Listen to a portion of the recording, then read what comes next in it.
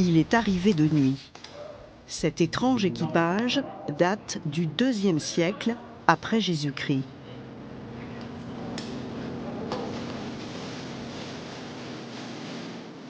Quand la sculpture est enfin dévoilée, les spécialistes du monde gallo-romain sont fascinés. Il est beau quand même, t'as vu la tête de... Enfin oui, t'as vu forcément. Il est super, il est difforme. Au pied de l'impérieux Jupiter se trouve un intrigant personnage qu'on appelle l'Anguipède.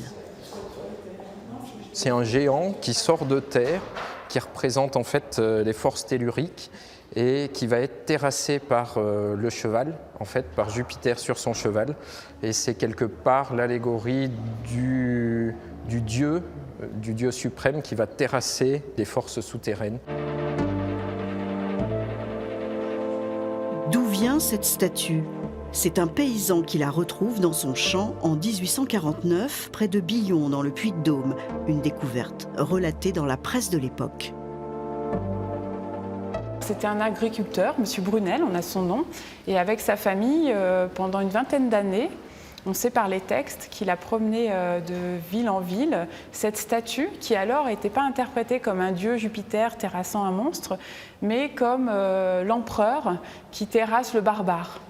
Et donc il l'a promenée de ville en ville et pour 10 centimes, les gens pouvaient venir l'admirer. Donc moi je pense que c'est un pied. C'est un pied, ouais, totalement, c'est le pied de Jupiter. Et ce qui est bien, c'est que le détail de la sandale fait un peu comme une cordelette. Il peut avoir un support sur la queue, voilà, qui est par là. Ah oui, mettons que la queue du serpent, elle fasse comme ça. Fait un retour. Depuis le 19e siècle, la sculpture avait disparu dans des collections privées, jusqu'en décembre 2018. Lors d'une vente aux enchères chez Drouot, le musée Bargoin en fait l'acquisition. Le cavalier et l'Anguipède, créés il y a 19 siècles, font enfin partie du patrimoine. Jupiter est revenu sur ses terres.